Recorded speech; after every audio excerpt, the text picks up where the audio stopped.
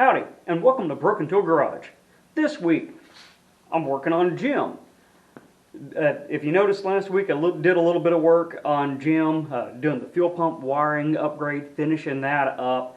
This week, I'm going to tackle the heater core. I've done it before, so I know the pain, so I'm going to share with you the pain of changing out the heater core on the Fox Mustang.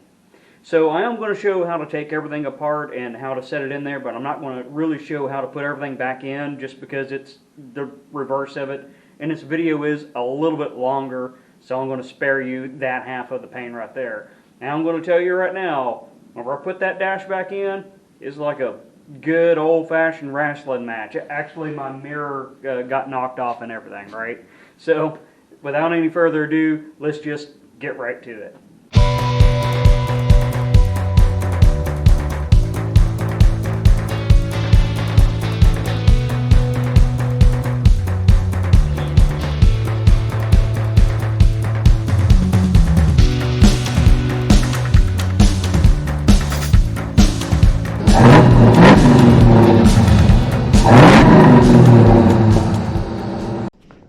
Alright, let's get to taking the interior parts out we need to in order to get to the heater core.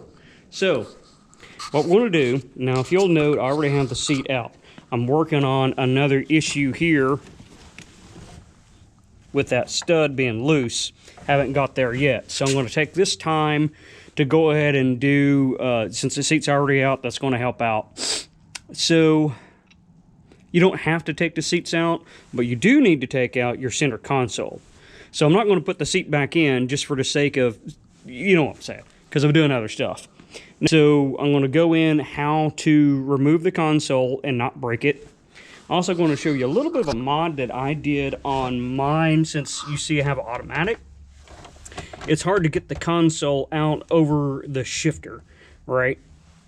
So I've done a little mod to mine. I'll show you what I did there. Maybe I'll give you a good idea.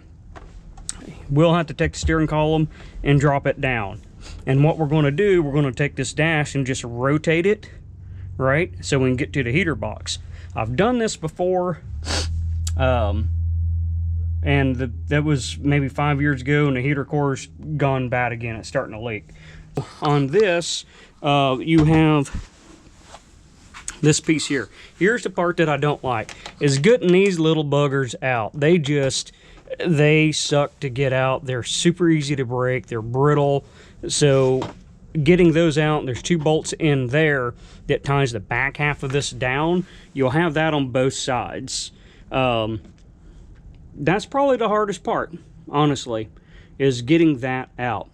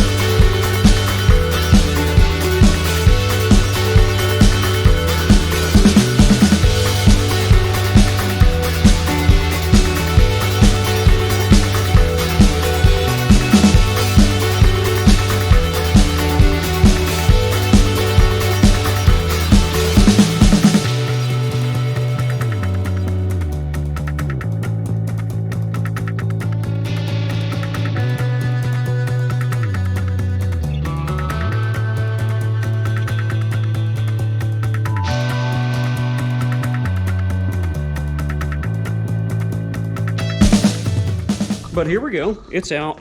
And the mod that I did is I come in and cut this piece out right here. Then I have the two little mounts here to screw it back in. Ah, I'm trying to break this thing, you see that? All clumsy over here. So anyways, here's the piece, and it just sets right down in there. You know, cleaned it, cut it with a real fine blade as best as I could, and then it just screws back into there. It's just a little bezel piece. That's all it does. The next thing I want to do is drop the steering column. At this time, I'm going to go ahead and disconnect the battery. I probably should have done that when I started, but I'll get the steering column down, and I'll probably pull the glove box actually off. I also want to get all this stuff secured in a good location so that I'm not, I don't have stuff scattered all over the place, right? That's how things get broke and lost. Oh, hey. My glove box light finally decided to turn on. All right, up underneath the car, so this is our hood latch. Of course, we're upside down. We see a bolt right there, bolt right there, bolt right there, bolt right there. Take those out and the steering column can drop, but it's only going to come down to this piece here, which as we're looking up underneath, trying to remember, looks like that screw there, and this piece will come out and then allow the steering column to drop all the way down. And that's that. All right. So there's also a bolt. Back up a little bit for reference. There's a bolt right there, and I think that's it on this side. Then I'll just go to the other side and see what we got to unloosen it and get this out.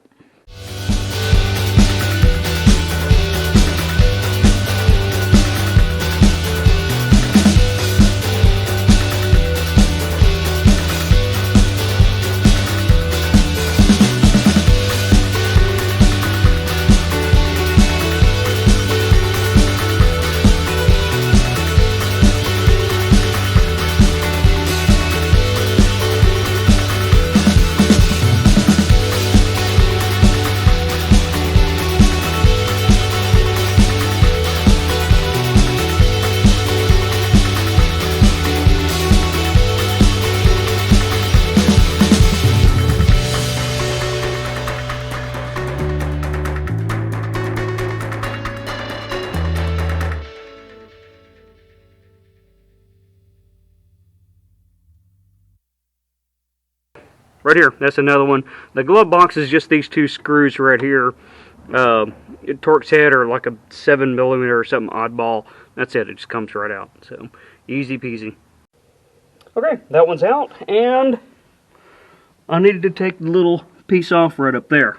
Now, it just comes off by those little clips right there, and one of those. It just pops right off. Nothing hard there. Alright, now if we look up here, get the angle. So there's 1, 2, 3 of those screws. It's the same size as what we took off down here on those, on the glove box ones, those little whatever 7mm. My tool isn't, it's not marked on the side. Yeah, 7mm. And you just boop, take those off. I'm just going to go get a 7mm socket and put it on my impact, boop, boop, boop, and pull them out, done, and see what we get.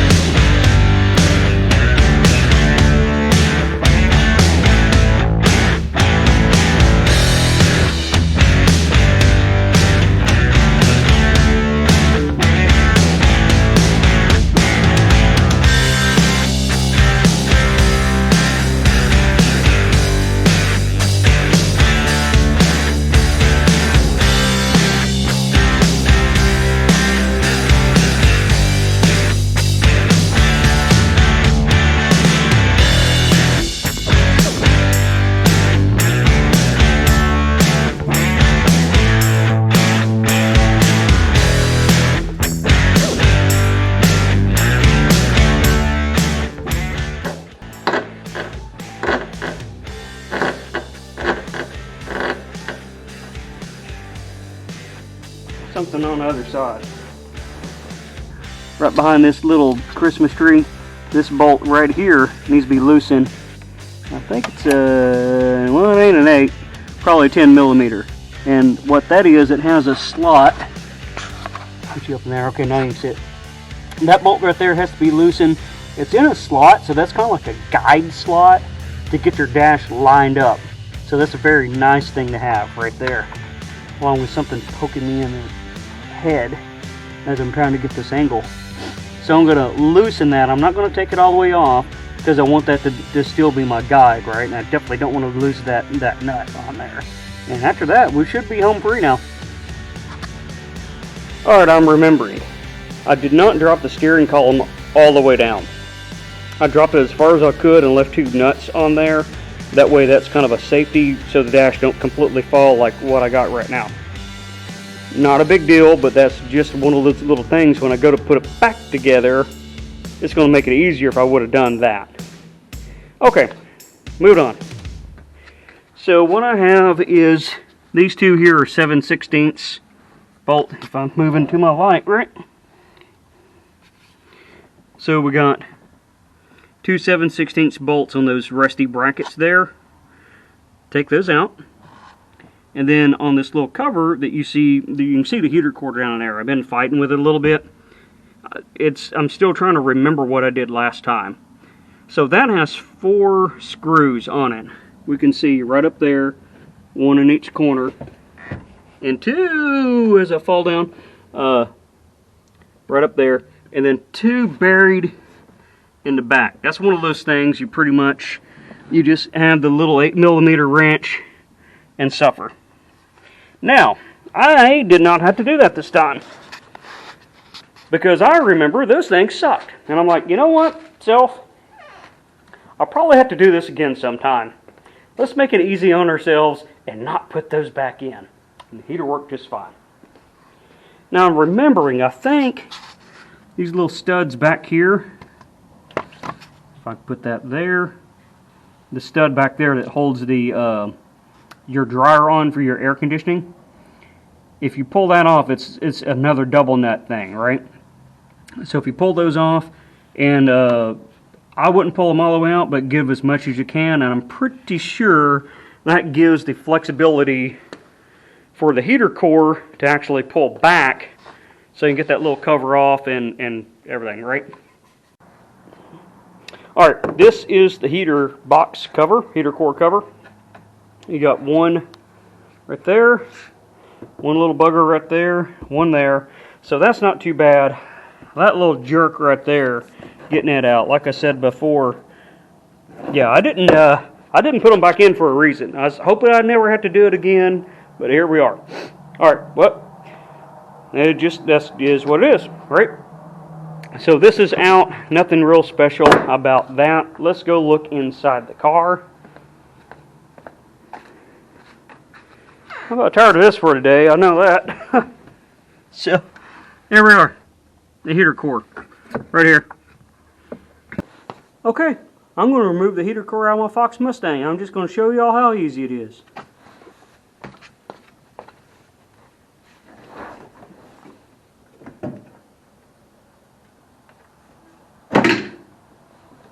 That's it. That's how easy it is to pull a heater core out of a Fox Mustang. I don't know why people complain about that.